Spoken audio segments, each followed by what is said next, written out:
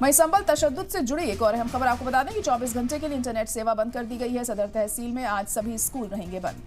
12वीं तक के सभी स्कूलों को बंद करने का हुक्म दिया गया है। डीएम की तरफ से डीएम राजेंद्र पेंसिया ने यह हुक्म दिया है।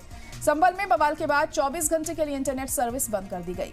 संबल के डीएम ने तहसील में 24 घंटे के लिए इंटरनेट बंद करने की हिदायत दी है।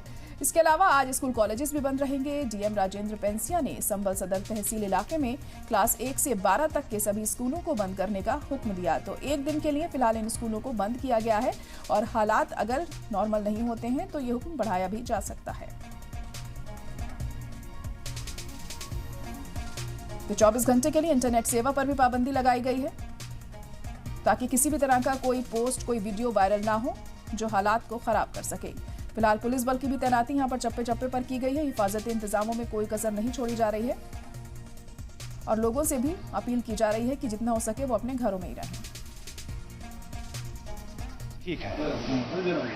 क्या कहना चाहेंगे जो तनाव हुआ उसको लेकर? क्या नहीं, देखिए जब ऐसा कुछ होता है शहर में तो जाहिर सी बात है तनाव तो होता ही है, तो थोड़ी बहुत दिक्कतें आती हैं, लेकिन धीरे धीरे सब स्थिति सामान्य हो जाती है और वो यहाँ पर भी होगा। डर का माहौल तो नहीं है बिल्कुल ना, अब तो इस समय तो कोई माहौल ख़राब नहीं है, माहौल अच्छा है, ठीक है और धीरे धीरे सामान्य हो जाएगा। बाकी दुकानदारों से भी आपकी? हाँ, बाकी अब दुकानदार अभी सबसे पहले क्योंकि हमारी खुलती है सुबह रोज़ 8 बजे हम खोल लेते हैं, तो इसलिए अब धीरे धीरे दुकान खुलनी शुरू हो जाएगी। बाकियों से भी बात हुई कि दुकानदार? हाँ, मेरी बात हुई थी तो वो कह रहे थे कि अभी हमने सर्वेंट बुलाए हैं और अभी खोलना शुरू हो जाएगी धीरे। यानी हालात सामान्य? हालात सामान्य। बीच में हालात कुछ आया तो नहीं है?